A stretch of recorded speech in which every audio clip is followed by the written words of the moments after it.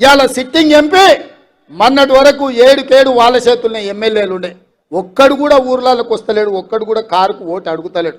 అంటే ఆ పార్టీ చచ్చిందా లేకపోతే వీళ్ళు వదిలేసిందా అని నేను అడుగుతున్నా. మోడీకి తాకట్టు పెట్టిండ్రు.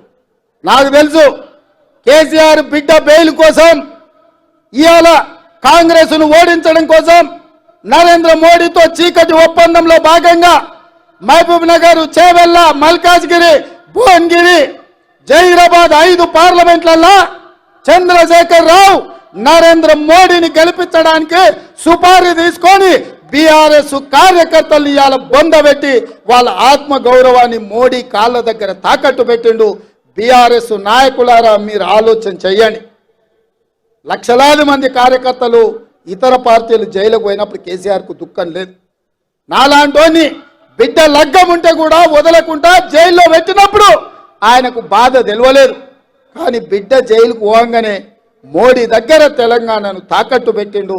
ఇది తెలంగాణ ఆత్మ గౌరవానికి మంచిదా? ఒక్కసారి ఆలోచన చేయండి.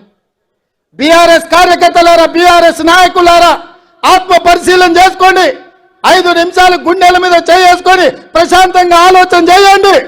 ఎందుకు చంద్రశేఖర్ రావు ఇవాళ మీ పార్టీని తీసుకెళ్లి మోడీకి, బీజేపీకి తాకట్టు పెట్టిండు? ఇవాళ మహబూబ్ నగర్లో ఎందుకు బీఆర్ఎస్ వాళ్ళను బీజేపీకి ఓట్లు వేయమంటుడు?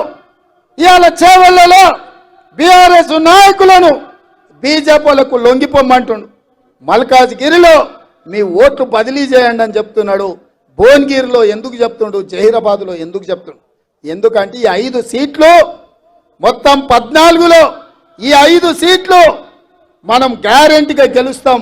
ఈ అన్నిటిని దెబ్బతీస్తే రేవంత్ రెడ్డిని దెబ్బతీయొచ్చు అని ఒక ఆలోచన చేస్తున్నాడు.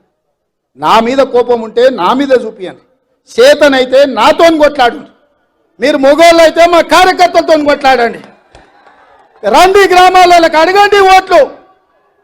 మేము తప్పులు చేస్తే ప్రజలకు చెప్పండి. 100 రోజుల్లో నన్ను గద్దె దించమంటుండు కేసీఆర్, కానీ 10 ఏళ్ళు గద్దె మీద ఉన్న మోడీని ఎందుకు గద్దె దించమంటలేడు? మిత్రులారా మీరు ఆలోచన చేయండి. 100 రోజుల్లో నేను ఇన్ని పనులు చేసిన, ఇంకా చేయాల్సినవి ఉన్నాయి. ఇవాళ ఎన్నికల కోడ్ వచ్చింది కాబట్టి ఇవాళ రైతు రుణమాఫీ నేను చేయలేకపోయినా. అందుకే ఈ నారాయణపేట గడ్డ మీద నుంచి తెలంగాణ రైతాంగానికి 69 లక్షల రైతులకు నేను మాట ఇస్తున్నా. ఆగస్టు 15 తారీఖు లోపల 2 లక్షల రూపాయల రైతు రుణమాఫీ చేసి తీరుతా.